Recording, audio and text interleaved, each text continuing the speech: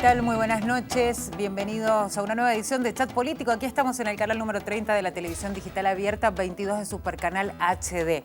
Hoy tenemos un invitado especial. Ha llegado a la provincia para presentar su libro que se llama La clave es la libertad. Enseguida vamos a estar hablando de eso, pero tenemos aquí en nuestro estudio a Agustín Echevarne, economista y director de Libertad y Progreso, a quien le damos las buenas noches y bienvenida, por supuesto. ¿Cómo le va? Muy bien, muchas gracias por la invitación. Un placer estar acá. Un placer para nosotros tenerlo acá en el estudio porque vamos a hablar de un montón de cosas. Tenemos media hora y vamos a tratar que en esa media hora puedan ingresar todos estos temas.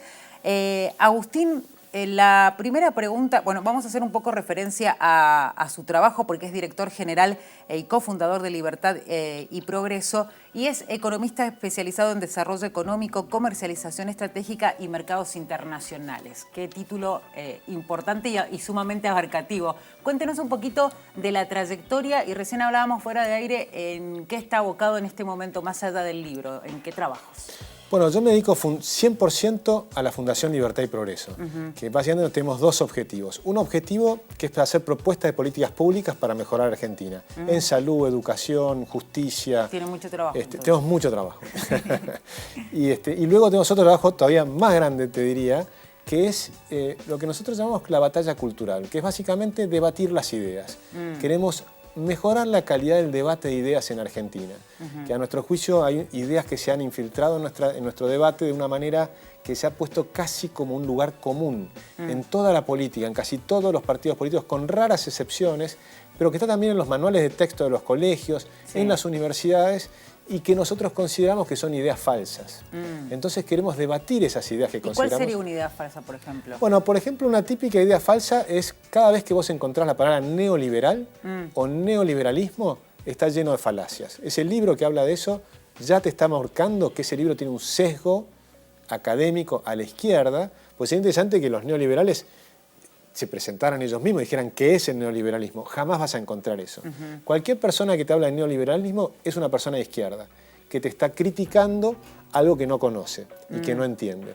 Me quedo pensando entonces en una frase de la candidata a vicepresidenta, expresidenta de los argentinos, de Cristina Fernández, que dijo basta de neoliberalismo en uno de sus discursos en estos días. Ahí ya tenés la típica falacia, porque ¿qué es lo que están diciendo? Ellos dicen el neoliberalismo genera las crisis de deuda en Argentina, o el neoliberalismo genera las crisis de inflación en Argentina. Lo habrás escuchado, está en los libros de textos. Es mentira. Y es muy fácil de demostrar, pero muy fácil de demostrar. ¿Cómo? Los liberales creemos que la deuda es mala. Nosotros decimos la deuda es inmoral, y es inmoral porque es ponerle impuestos a los hijos o a los nietos. Al futuro. Al futuro. Y entonces un principio básico del liberalismo, de toda la historia, es que no podés poner impuestos si no estás representado. O sea, si no son tus representantes los que ponen impuestos. Y vos no sos representante de los chicos del futuro, por lo tanto no les podés poner impuestos. Es un principio básico. Pero además se traduce en que los liberales te van a decir siempre, los vas a ver, todos los economistas que hablan por televisión que son liberales te van a decir, queremos tener las cuentas fiscales en orden. Déficit fiscal, cero. O en todo caso, superávit fiscal. Si tenés superávit fiscal o déficit fiscal cero, ¿cuánto es tu deuda? Cero. Entonces, si hay una crisis de deuda, jamás es una crisis de deuda liberal. En cambio, ¿quiénes son los que te dicen que hay que tener déficit? Entonces, los políticos que te dicen hay que ponerle plata en el bolsillo de la gente para que entonces aumente el consumo. ¿Quién lo decía? Precisamente la que critica el neoliberalismo. Entonces ella decía, hay que salir por el consumo, hay que ponerle plata en el bolsillo de la gente. Es uno de los eslogans que se ha usado últimamente en la campaña, digo, tanto aquí en la provincia de Mendoza como a nivel nacional, del Frente, ¿no? Ese eslogan, ellos son los que producen el déficit fiscal. Entonces dicen, tomemos deuda para generar esta expansión. Ellos creen que eso va a aumentar la demanda agregada, como decía un economista que era Keynes, y que eso va a poner en marcha la economía. Y que después vas a pagar la deuda. Entonces, ¿qué pasa? No funciona. No funcionó 20 veces en Argentina. O sea, hace 70 años que vienen fracasando. Y siempre hacen lo mismo. Siempre le ponen plata en el bolsillo de la gente. Ponen planes sociales. Aumentan el empleo público. Gastan de más. Tienen déficit fiscal. Porque sus teóricos economistas, keynesianos, creen en eso. Pero fracasan, le pifian y tenés una crisis de deuda o de inflación. Pues si no les alcanza la deuda, la imprimen, como ahora dice el candidato a presidente, ¿no? Fernández, que dice, bueno, a mí la inflación no es un fenómeno monetario, no nos preocupa, en el mundo se emite y no hay inflación. Entonces van a emitir, van a imprimir billetes. Sí. Y vamos probablemente a ir a la hiperinflación, pues ya estamos en una inflación galopante. El siguiente paso de la inflación galopante es un proceso hiperinflacionario, que es bastante probable si se aplican esas ideas. Pero ¿por qué se mantienen el error tras el error tras el error y caemos siempre en el mismo problema? Es como un ciclo, ¿no?, que se va repitiendo en definitiva. Esté quien esté, digo, en el gobierno. Totalmente, pero ¿por qué? Porque en todo nuestro libro de texto dicen que la crisis es neoliberal. Entonces viene un keynesiano, te vuelve a vender el mismo verso y lo vuelves a comprar porque los que hacen la crisis son los neoliberales, te dicen ellos. Es una falacia. Las crisis son neo-keynesianas en todo caso. O son de los políticos que gastan más de lo que les ingresa. Sí. Y es lo que te pasaría en tu casa. Si gastás más de lo que te ingresa, bueno, primero lo financiás con la tarjeta de crédito. Cuando te llaman del banco y te dicen no tenés más crédito, estás en crisis. Bueno, eso es lo que pasa a nivel del país. Agustín, ¿cuál es, de alguna manera, nos has permitido ver un pantallazo porque nos estás opinando o dando datos relacionados con la economía actual del país? Danos una visión un poco más amplia, digo, pensando en que también hay un acuerdo con el Fondo Monetario Internacional. ¿Y cuál es tu opinión específicamente respecto a ese tema? Bueno, es inevitable hablar del fondo, digo. Es inevitable. El Fondo Monetario Internacional es una institución precisamente keynesiana, que lo que trata de hacer es darle crédito a los países cuando están en crisis con esa idea de que vas a salir si te dan deuda. Por lo tanto, un liberal está en contra del Fondo Monetario Internacional. Claro. Es una institución que no debería existir, que lo que le permite a los estados es postergar lo que tienen que hacer. Y lo que tienen que hacer son reformas estructurales para tener un gasto público razonablemente pequeño que pueda ser financiado con impuestos razonablemente pequeños. En Argentina tenemos un gasto público inmenso con impuestos inmensos y no alcanza, y sobre eso tenemos un déficit fiscal que te genera deuda. Sí. Es todo lo contrario de lo que proponemos los liberales. Entonces no llamen a esto liberalismo, no llamen a esto neoliberalismo. Esto es neo-keynesianismo, es populismo, es estatismo, es creer que el Estado tiene que ocuparse de todo. Es todo lo contrario de lo que nosotros pensamos. Argentina tiene un nivel de libertades económicas que estamos 148 del mundo. Hay 147 países más libres que Argentina. Y Cristina dice que esto es un gobierno neoliberal. Es absurdo. Sí. Los gobiernos liberales son los que están en los primeros 20 lugares del mundo. Estamos bien lejos, entonces. Estamos bien lejos. Están los países libres. Después están los países moderadamente libres. Después están los países moderadamente reprimidos. Y después está Argentina, entre los países más reprimidos de la Tierra. Es todo lo contrario del liberalismo lo que nos pasa. Y cuando decimos los más reprimidos, específicamente ¿a qué nos referimos? En las libertades económicas, que son un conjunto de libertades. Por ejemplo, el tamaño del Estado. Cuanto más grande es el Estado, menos espacio tiene el sector privado. Claro. Lógicamente. Cuanto más grandes son los impuestos, menos te queda plata tuya en el bolsillo, porque te la sacan. Entonces vos tenés 163 impuestos, que en Argentina a una persona de salario mínimo le sacan el 50% de lo que produce. Con salario mínimo te sacan el 50%. Y si tenés salarios un poco más altos te pueden sacar 2/3. Y si trabajás en el campo y tenés un campo te sacan el 85% de la renta. Es decir, el Estado es inmenso, la presión impositiva es inmensa y la gente se tiene que defender.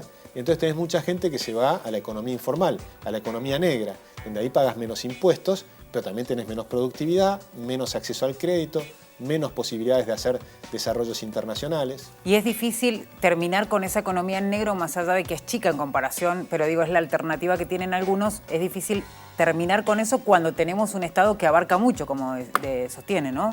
Bueno, en realidad lo que hay que hacer es hacer lo contrario, es achicar el Estado, bajar el nivel de los impuestos, bajar el nivel de regulaciones para que la gente sea más libre. Y entonces cuando sea más fácil hacer emprendimientos en blanco, directamente esa gente se va a ir pasando al sector blanco de la economía, porque tenés muchas ventajas. Tenés la ventaja del crédito, la ventaja del acceso a los mercados internacionales, la posibilidad de tener inversores de otras partes del mundo.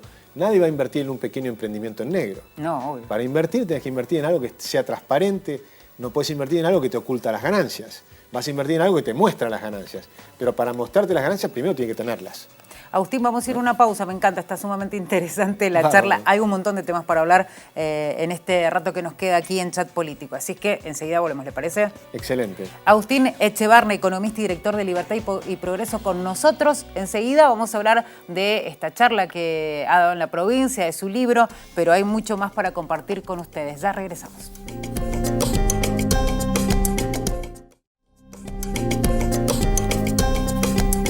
Estamos en el segundo bloque de Chat Político. Ustedes saben, en las redes estamos en Twitter, @SeñalUTV. En Facebook nos pueden encontrar como Señal U. Se pueden comunicar, por supuesto, a través de las redes sociales con nuestro programa. Y si quieren volver a verlo, recuerden también que la opción es a través de nuestra web www.universidad.com.ar. Buscan la pestaña de Señal U, se van a encontrar con la programación, buscan Chat Político y, por supuesto, pueden volver a ver este programa y todos los que quieran del ciclo. Estamos con Agustín Echevarne, economista y director de Libertad y Progreso. Nos vamos a ocupar ahora a hablar del acuerdo Mercosur-Unión Europea. ¿Y por qué vamos a hablar del tema? Porque apenas se lograba este acuerdo, salieron a hablar y sobre todo a protestar productores, por ejemplo, de la Unión Europea, que decían, bueno, si nos exigen ciertas cosas a nosotros, querían que los productores que van a ser parte del Mercosur y que pueden llegar a ser protagonistas en este tratado, también cumplan con esas reglas. Evidentemente hay que cambiar un montón de cosas para que se pueda cumplir y que concretamente entre en vigencia, ¿no? Totalmente. Lo interesante de los tratados de libre comercio, que no es una apertura indiscriminada como algunos dicen, es todo lo contrario. Te dan tiempo para que vayas adaptando. Pero también es cierto que a los europeos no quieren competir con Argentina en el sector agropecuario. Claro. El sector agropecuario argentino es súper eficiente. Y si le sacamos los impuestos, es tremendamente eficiente. O sea que Argentina va a poder competir en ese mercado y ponerse al tanto de todo lo que te pidan. Simplemente déjennos competir. Ahora, eso sí, nosotros no podemos ponerle impuestos que los que le estamos poniendo al campo. Es absurdo. Claro. ¿En qué tendríamos que modificarnos aquí en la Argentina, por ejemplo? ¿Qué tendría que modificar el gobierno? Bueno, yo no conozco todas las reglas porque son enormes. La verdad es que el mercado europeo está excesivamente regulado. Ellos deberían hacer una enorme desregulación. Pero parte de todas esas regulaciones es porque justamente no quieren competir en el sector agropecuario. Y son puntualmente muy poquitos. Son los franceses, el sector agropecuario francés, es a veces algunos grupos de España, es decir, algunas pequeñas personas que están buscando su protección porque tienen miedo para proteger las ineficiencias que tienen. Entonces, eso es natural, eso pasa siempre en todos los mercados. Pero, sin embargo, los tratados de libre comercio fueron avanzando. Desde la posguerra, después de 1945, el mundo entero se fue abierto. Peleando, discutiendo, debatiendo cómo hacemos, pero finalmente entrando en tratados de libre comercio. Lo que es fascinante es que Argentina no hacía tratado de libre comercio hace muchísimo tiempo. Este gobierno, si te decís algo bueno que hizo, es esto. Es empezar a volver a buscar la apertura. Argentina tuvo 100 años que crecimos más que nadie en el mundo. Gracias a que éramos un país abierto, competitivo y que no teníamos subsidios ni protecciones en la industria. Y a eso llaman el modelo agroexportador. Pero ¿sabés qué? La industria crecía más rápido que el campo. La industria argentina creció más rápido que el campo hasta 1914. Y para 1922 ya era más grande la industria que el campo en Argentina. Y en 1914, por ejemplo, el 71% de todas las manufacturas eran producción nacional en Argentina. Era diversificada la industria.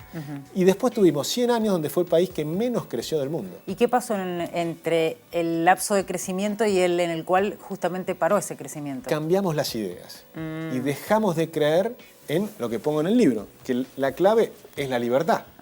Entonces dejamos de creer en la libertad. ¿Y cuáles son los culpables? Bueno, muchos, pero en realidad si vos mirás nuestros patriotas, todos creían en la libertad. Belgrano, San Martín, Echeverría, Mármol, Cané, todos eran grandes patriotas liberales. Entonces, ¿qué pasó? En nuestros lemas, el himno nacional, libertad, libertad, libertad. La moneda es en unión y libertad. Es decir, nosotros creíamos en eso, creíamos que el individuo era soberano. Eliminamos las prerrogativas de sangre, éramos todos iguales ante la ley. ¿Sí? No había prerrogativa de sangre, no importaba tu origen, teníamos todos los mismos derechos. Todo eso lo destruimos. Hoy la nueva Constitución del 94 puso las prerrogativas de sangre. Ahora depende de tu origen, tenés derechos de un lado o del otro. Por ejemplo, si sos aborigen, entonces te dan derechos diferentes. Te eliminan los derechos individuales y tenés que volver 200 años para atrás y tenés derechos colectivos. A mi juicio es una aberración total. Claro. Entonces nos han ido perdiendo libertades. En economía, tenías una economía abierta, ahora una economía cerrada. El Estado era chiquito, ahora un Estado inmenso que se mete en todo. Pero el tema de, por ejemplo, hablar de la economía cerrada, ¿no tiene que ver un poco con el proteccionismo? Claro, el proteccionismo es una de las maldades que nos han ocurrido. Porque ¿qué es lo que protegen los proteccionistas? Protegen las ganancias de los empresarios ineficientes, que te están haciendo productos que no son competitivos en precio o calidad. Simplemente. En cambio, fíjate en una cosa, los socialistas del siglo XX decían hay que tener una economía abierta. ¿Por qué? Porque nosotros queremos tener, primero, un salario fuerte, es decir, en moneda sana, no tener un banco central que te esté prostituyendo la moneda. Y segundo, una economía abierta para que el salario puedas comprar los mejores productos del mundo al mejor precio. Es decir, proteger al consumidor, al asalariado, no al empresario. El empresario que compita. Claro. Bueno, hablando un poco de esto, ¿no? De la visión específica que hay con respecto a la Unión Europea, las posibles reformas o de cómo está ubicada Argentina frente a esto. También no podemos dejar de hablar de lo que sucede en la economía mundial. Y ahí vamos con el tema que hablábamos recién, el proteccionismo. Mientras algunos países toman medidas absolutamente proteccionistas, perjudicando a otros, otros deciden tener tal vez más apertura. ¿Cómo ve el panorama a nivel internacional de la economía? Bueno, es interesante lo que pasó en América Latina. América Latina, si comparás con el sudeste asiático, América Latina era cerrada, teníamos un modelo de sustitución de importaciones y queríamos tener todo producido acá. Y no funcionó. Del lado, en cambio, del sudeste asiático, tenían un modelo de promoción de exportaciones, o sea, insertarse al mundo. Y entonces cuando te insertás al mundo tenés que tener bienes de la calidad mundial. Claro. Cuando estás cerrado, puedes tener bienes de una calidad muy inferior a la del mundo. Y como el mundo está mejorando la tecnología rápidamente, que es otro de los temas que toco en el libro, que la aceleración de la tecnología, cada año que estás cerrado te alejás más del mundo. El mundo va creciendo rápidamente en su desarrollo tecnológico y en cambio nosotros nos vamos quedando retrasados. En cambio, a partir de hace unos años atrás, vos fíjate, hace 100 años atrás Argentina competía con todo el mundo. Sí. En algún momento tuvimos una teoría que decíamos no podemos competir contra los países centrales, porque ellos tienen mucho capital. Entonces nos cerramos contra Estados Unidos, Europa, etc. Después empezamos a decir, bueno, pero tampoco podemos competir contra los países que tienen bajos salarios. Entonces nos cerramos contra China y el sudeste asiático. ¿Y ahora qué pasó? América Latina, la mitad, se abrió al mundo. Y entonces tenés la Alianza del Pacífico, compite con todo el mundo. Y entonces, ¿qué tuvo que hacer Argentina? Dejó de competir con América Latina. Y nos encerramos en el Mercosur. Y el Mercosur ni siquiera logró comerciar internamente. Sí. Tenemos enormes trabas para comerciar entre Brasil y Argentina. Ahora tenemos en Brasil un gobierno que quiere abrirse al mundo. Y es una oportunidad enorme, y Macri lo vio claro, que era una oportunidad de cambiar, y ahí se aprueba el acuerdo con el Mercosur. Que, ojo, tiene que ser ratificado por los gobiernos, tanto del Mercosur como los gobiernos europeos. Y por supuesto va a estar el lobby de los empresarios tratando de que esto no ocurra, porque los vas a obligar a competir. Y competir implica tener que invertir, tomar riesgos, modernizarte, hacer productos buenos, eficientes, baratos.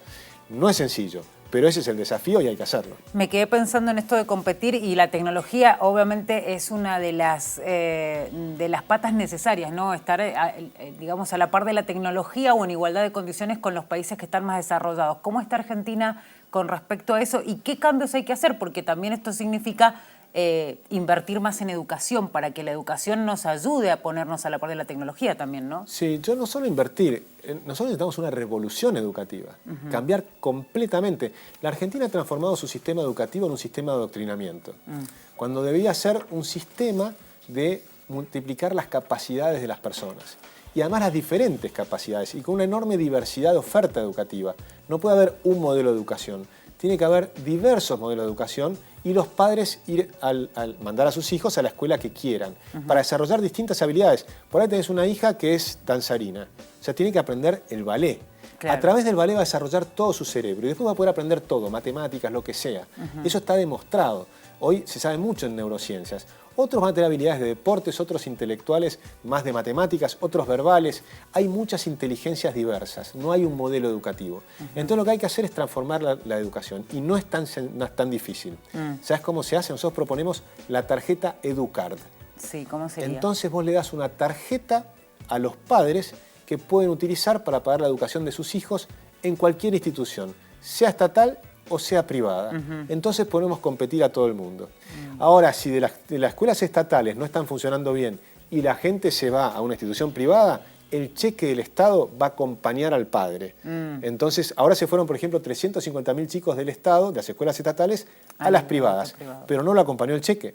Entonces, esa gente que muchas veces es de origen humilde, está pagando 2 veces la educación. La paga con sus impuestos y después tiene que volver a pagarla en el sector privado. Nosotros decimos, dale la tarjeta como la SUBE, una especie de SUBE para la educación. Y que invierta en la educación del hijo donde realmente sienta que recibe la educación que se merece. Y posiblemente a 2 hijos diferentes, que tienen diferentes habilidades, los mandarás a 2 lugares distintos. Yo a mis hijos los mandé a 2 colegios distintos, por ejemplo. Pero yo podía hacerlo porque pagué la educación.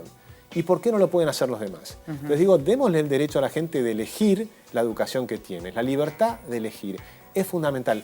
Lo han hecho países como Suecia, que acá se ven como un país socialista. No, Suecia no es un país socialista, es un país que ha adoptado la libertad para elegir. Entre otras cosas, elegir la educación. Bueno, la libertad evidentemente es la palabra clave. Enseguida vamos a seguir hablando de otros temas. Vamos a ir a una pausa, Agustín. ¿Cómo no? Agustín Echevarne, economista y director de Libertad y Progreso, con nosotros. Ha llegado hasta la provincia a dar una charla, a presentar un libro y tenemos el lujo de tenerlos aquí en el estudio de Chat Político. Vamos a ir a una pausa, enseguida regresamos. Estamos en el canal número 30 de la televisión digital abierta, 22 de Supercanal HD.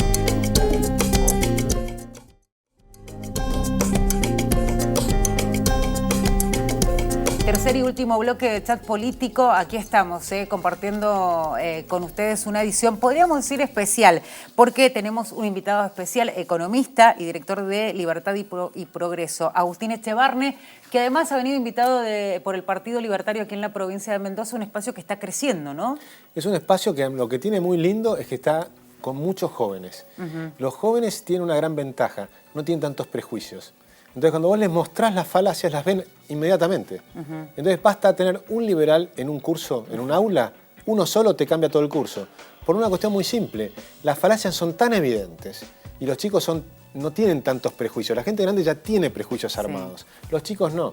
Con lo cual, cuando simplemente nosotros... Y además hoy está toda la tecnología y toda la información está en el celular.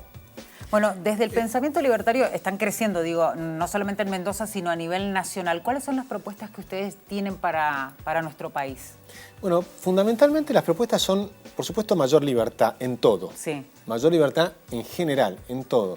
Pero hay temas muy específicos. Argentina estamos totalmente agotados de la presión del Estado sobre las personas. Entonces el Estado es lo más, es una especie de endiosamiento del Dios Estado que tiene que dar todas las soluciones. Que nos tiene que responder siempre, además. Que te tiene que responder siempre. Las campañas electorales a mí me parecen patéticas. Por ejemplo, cuando un candidato dice, a mí se me cuelgan del cuello y me piden que los proteja. Yo quiero tener ciudadanos libres. No quiero tener chicos que se le cuelguen a los políticos y les pidan que los protejan. Yo quiero tener ciudadanos que sean capaces de multiplicar sus habilidades.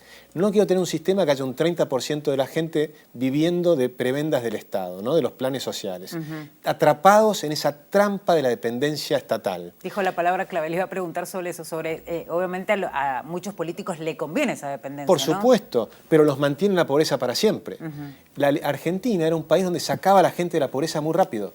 Acá llegaban pobres en los barcos de Europa, cientos de miles de personas, y salían de la pobreza en 15 años. Bueno, ese es el sistema que nosotros queremos. Para eso tenemos que eliminar 153 impuestos, ¿no? Y dejar 10. Esos 10 impuestos tienen que ser lo más pequeños posible y por supuesto hay que reestructurar el Estado. Claro. Reestructurar todo el sistema de planes sociales. Yo no le daría ningún peso a la gente sin trabajar. El mejor plan social es un buen trabajo. Claro, porque entonces, además dignifica, obviamente, que es el objetivo principal del que tiene el trabajo en sí, ¿no? Totalmente. Además está muy demostrado que las personas que terminan viviendo en la dependencia económica puede ser porque sea un hijo de un padre rico, o puede ser porque sean aborígenes que los metiste en una reserva ecológica, aborigen, que les das todo. Pero esas personas van a vivir muy mal. Eso está estudiado. Calvin Helling, por ejemplo, es un aborigen canadiense y él demostró que los aborígenes en las reservas en Canadá, que les dan educación, alimentos, casa, todo gratis, ¿qué les pasa? Se deprimen. Tienen el doble de drogas, 5 veces más drogas, perdón, que los demás. O sea, el nivel de alcoholismo es 5 veces más alto. El nivel de suicidios es el doble. Qué terrible. El nivel de accidentes de autos es el doble. En cambio, los aborígenes que se van de allí y salen a competir con el resto de los canadienses en igualdad de condiciones, sin ningún tipo de privilegios, les va mucho mejor. Ya no se deprimen, son autosuficientes. Al ser autosuficiente, recuperás confianza, ganas de progresar. Yo quiero una Argentina donde tenemos ciudadanos libres con ganas de progresar, que por supuesto con un nivel de educación de excelencia, no el desastre educativo que tenemos hoy. Nosotros éramos el número 1 de América Latina. Hoy estamos sextos entre 8 países que toman los test de PISA en América Latina. La declinación ha sido fenomenal. Yo soy profesor hace 30 años en la universidad. He visto decaer el nivel de la educación argentina de una manera espectacular. Lo saben todos los que están en educación. Pero se puede cambiar muy rápido. Yo soy muy optimista. Hoy existe la tecnología. Hoy los chicos de 4 años pueden aprender inglés en 3 años. Gratis, con aplicaciones de teléfono. Claro. Entonces, hoy los celulares son una herramienta extraordinaria para la educación. Se conectan con chicos de otros países y empiezan a aprender jugando. O sea, las posibilidades son infinitas. Agustín, la pregunta obligada con respecto a esta propuesta de que no hayan planes sociales o que sean mínimos, y digo, hasta los propios candidatos, algunos, con el riesgo de caer antipáticos, hablan de que tengan fecha de vencimiento, que tengan un lapso y nada más que eso, por bien de todos, dicen, para incentivar el trabajo y sobre todo para que el Estado no tenga que cargar con todo eso que significa, sin duda, mucho dinero. ¿Qué pasaría en ese caso que sea aplicable una opción como esa? ¿Cómo se podría paliar el impacto social que generaría una medida como esa? Mira, ¿no? es muy interesante ver lo que hicieron los países detrás de la cortina de hierro, ¿no? Se cae la cortina del hierro, aplasta el socialismo, pero quedan los países que eran comunistas. Eran 15 países comunistas, no había un solo empresario. Porque el empresario, la definición es que tomás riesgos. Hacia todo el Estado nadie tomaba riesgos. Claro. Entonces 5 países decidieron, mira, acá lo vamos a hacer de shock. Y 10 países dijeron, acá vamos a poner amortiguaciones, lo vamos a ir haciendo de a poquito y qué sé yo. ¿Quién crees que le fue mejor? El de shock, seguramente. El de shock. Tenés que hacerlo de shock, pero para hacerlo de shock tenés que tener una economía que rápidamente empiece a crear empleo privado. Pero para crear empleo privado tenés que rápidamente bajar el nivel de los impuestos. Si no, no hay inversión. No hay inversión, desregular, pero no inversión de afuera, inversión de adentro. También de afuera. Pero vos necesitás que las personas digan, confíen en esto, ganen plata. O sea, no que está puedan mal. arriesgarse a tomar, por ejemplo, un crédito porque van a tener una respuesta económica. Totalmente, ¿no? O apostar su propio dinero que a veces lo tienen abajo del colchón y tomar gente. Pero para tomar gente no puede ser un castigo tomar un empleado, tiene que ser una cosa fácil de entrar, salir de un trabajo. Te va mal, bueno, simplemente reducís la cantidad de gente, te va mejor, aumentás la cantidad de gente. Hoy hay mucho más flexibilidad para entrar y salir de los trabajos. Eso está pasando en todo el mundo. Entonces los países que han hecho reformas laborales no tienen desempleo. Ahora, necesitas un país con reformas laborales para no tener desempleo y la capacidad de generar 4 millones de empleos para toda la gente que tenés que absorber. Los que vienen de los planes sociales, el millón de chicos que en 4 años va a ingresar al mercado laboral. Porque cuando se juntan ahora están hablando todo el mundo de hacer los pactos sociales, empresarios, sindicatos. Nunca se sientan en la mesa el millón de chicos que van a ingresar al mercado laboral. Y no van a trabajar en las empresas de los viejos. Van a crear sus propias empresas. Y ellos no están en la mesa de negociación. Yo no quiero esos pactos sociales. Yo quiero reglas de juego parejas para todos, con muy bajos impuestos, muy bajas regulaciones, con la posibilidad de expandirte al mundo rápidamente y con un cambio en la educación fenomenal. Pero en el medio están, por ejemplo, también los sindicatos, ¿no? Cuando uno habla de reforma laboral, inevitablemente ellos van a intervenir y de alguna manera se van a resistir a la reforma. De hecho, ya lo vienen manifestando. Sí, hay algunos sindicalistas que ya saben que eso va a ocurrir y ya están trabajando en cómo hacerlo por supuesto por ahora son minoría. Y tal vez sean un escollo, sin duda, pero vos no podés frenar a la Argentina por los sindicalistas. O sea, claramente si ellos quieren mantener la forma de trabajar de los contratos de 1975 con tecnología del siglo XX, les cuento que ya estamos bien avanzados del siglo XXI y tengo que estar pensando en la segunda mitad del siglo XXI, porque los chicos van a estar trabajando con una tecnología completamente diferente a la actual y con una movilidad de trabajos muchísimo más grande. Los chicos hoy no se quedan más de 1 año en un trabajo, 2 años. Se mueven rápidamente, o sea, los esquemas son completamente distintos. Y no es la industria. Los políticos viejos dicen, acá hay que defender el trabajo industrial. Eso es viejo. Ahí no está el trabajo. Por ejemplo, una película de cine, ¿sabes cuánta gente trabaja en una película de cine como la otra vez fui a ver Rapsodia Bohemia? 15.000 personas. Ahora, por ahí trabajan 6 semanas, 7 semanas y después se van a otra película. Claro. Entonces vos tenés una movilidad de trabajo fenomenal, pero tenés Netflix que hace... Que está generando contenido constantemente. Constantemente. Después tenés los youtubers. Hoy hay una enorme cantidad de trabajo nuevo en las redes sociales, en los WhatsApp, las aplicaciones, en la economía del conocimiento, lo que llaman ahora la economía naranja. Eso está un boom. Y Argentina tiene una gran ventaja sobre eso. Por ejemplo, en los 90, Argentina produjo el 50% de las empresas .com. Teniendo 1/10 de la población de América Latina. O sea que proporcionalmente somos 5 veces más creativos. Aprovechemos esa creatividad de los jóvenes, de los chicos. Yo confío en la gente. No creo de ninguna manera que tienen que ser unos pobrecitos que les tenemos que dar dádivas y que vivan de dádivas durante toda la vida. Les puedes dar en un momento de recesión, por ejemplo 2001, 2002. Claro. Bueno, pero con un límite de tiempo. Lo que fue una aberración es lo que hizo el kirchnerismo.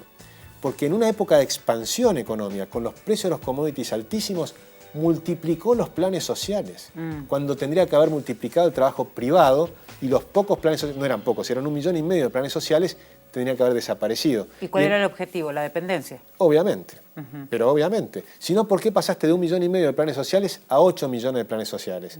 Pero ojo, Cuando llegó Cambiemos, lo cierto es que tampoco cambió el sistema. No tenía manera de... no encontraron la manera, ¿no? Eligió el gradualismo y el gradualismo no funciona. Acá hay que tener coraje, hay que apostar a hacer reformas profundas. Argentina no funciona. Desde el año 50, de 1950, Argentina es el país que estuvo más tiempo en recesión junto con el Congo. No funciona. Tenemos que cambiar las ideas, abrir la mente, pensar distinto, entender que que el consenso de la política argentina, de los industriales y los sindicalistas, está equivocado. Pero tienen que comprenderlo ellos mismos. Y si no lo comprenden ellos, lo van a comprender los jóvenes. Y probablemente en los próximos 10 años van a reemplazar a toda esta clase política y vamos a cambiar a Argentina. Yo sé que el tema, la prioridad en el caso de Agustín Echevarne es la economía, pero queríamos también tocar un tema, porque es parte de la actualidad. Mi prioridad es la educación. Bueno, la soy educación, economista, sos economista. Pero yo tengo clarísimo que la educación es clave. Abrir las mentes es la clave. Es pensar distinto, es descubrir las falacias. Por ejemplo, una gran diferencia entre los socialistas y los liberales, ¿sabes cuál es? Los liberales te van a decir, lee todo. Lee a los socialistas y a los que no son socialistas y mirá las cosas de todos los ángulos posibles. Claro. Los socialistas se quieren encerrar en su propio pensamiento. Claro, no te aconsejarían leer todo. De ninguna manera, nunca te van a aconsejar Bueno, eso. y queríamos ya sobre el final, vamos a repasar un poco lo de tu libro rápidamente porque no nos queda tiempo, pero sí queríamos saber cuál es la opinión que tenés sobre un tema que hoy por hoy a los argentinos nos interesa, y es el tema de la posibilidad de la legalización del aborto, teniendo en cuenta que el año pasado hubo un proyecto que quedó a mitad de camino y que se va a seguir hablando del tema porque dicen desde varios sectores, sobre todo los que luchan por esa posición, por que se apruebe una ley, que es un tema en el cual el Estado se tiene que hacer cargo, y sobre todo porque es un tema de la salud pública, ¿no? Sí, mira, en el liberalismo hay diferentes concepciones, porque básicamente la duda ahí es cuándo hay un ser humano distinto, distinto de la madre. Más allá de que esté adentro de la madre, es distinto de la madre. Entonces algunos van a decir desde el momento de la concepción, otros te van a decir a partir de la semana, y ahí empieza una discusión muy larga. Algunos dicen de la 10, de la 14. Si hay un ser humano desde el momento de la concepción, obviamente no lo puedes matar. Si en cambio tenés un periodo de tiempo donde no es un ser humano, entonces lo podrías matar. Esa es la discusión. Ese debate yo no pretendo ganarlo. Lo que digo simplemente es que tenemos que aprender a legislar donde estamos en desacuerdo y buscar en qué podemos estar de acuerdo. Por ejemplo, en que lo que está mal son los embarazos no queridos. Claro. Y ahí el 100% de los argentinos podríamos estar de acuerdo que hay que hacer una campaña para reducir, si es posible, a cero los embarazos no queridos. Tecnológicamente hoy podés llegar casi a cero. Y desde el punto de vista de los que son católicos que dicen a través de la abstención, también. Pero lo podés hacer, si no es con la abstención, con métodos que hoy se conocen, que es fácil más o menos cuidarse. Entonces, aprender a cuidarse es básico. Entonces yo digo, en lugar de pelear permanentemente y buscar los conflictos, saber que pensamos distinto, sí, bueno, pensando distinto, ¿cómo podemos legislar poniéndonos todos de acuerdo? Porque tampoco puede ser que el 50% más uno tenga la razón y el 50% menos uno no. Claro. Entonces el 50% más uno se va a imponer sobre el otro. A mí eso no me gusta. Yo lo que quiero es que tenemos que seguir conversando y empezar a ponernos de acuerdo en algo que sabemos que no vamos a estar de acuerdo en lo fundamental. Claro. ¿Cuándo empieza la vida humana?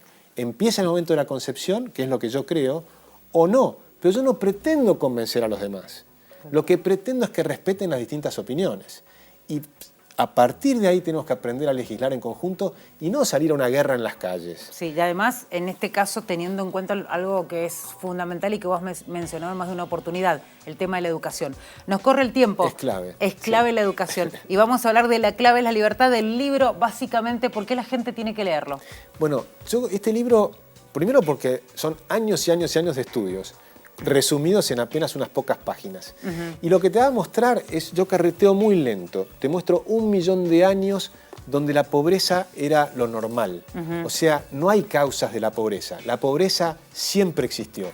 Y en un punto empieza a crecer rápidamente la producción de bienes y servicios. En Inglaterra, en el norte de Europa. ¿Por qué? ¿Cuál es la clave? ¿Por qué de ahí se extendió a otros países, a Estados Unidos, Argentina, del siglo XIX y principios del siglo XX? ¿Por qué después al sudeste asiático? Voy repasando todos los países que salen de esa chatura de la pobreza y logran una expansión fenomenal y salen de la pobreza. Y la clave es la libertad. Bueno, así se llama el libro, lo vamos a mostrar. para que ustedes obviamente puedan comprarlo a través de Mercado Libre. La clave es la libertad, de Agustín Echevarne. No nos queda más tiempo. Muchísimas gracias por estar con nosotros. Muchas Éxito gracias con a el ti. libro. Un placer, muchas gracias por estar. Me encantó estar acá contigo y por supuesto porque me des esta posibilidad de anunciar el libro. Bueno, seguramente vamos a tener otra oportunidad de hablar nuevamente. Muchas gracias por venir a esta invitación y será hasta la próxima. Excelente, Claudia, muchas gracias. Será hasta el próximo lunes cuando volvamos a hacer Chat Político. Recuerden, Canal 30 de la Televisión Digital Abierta, 22 de Supercanal HD y en www.unidiversidad.com.ar.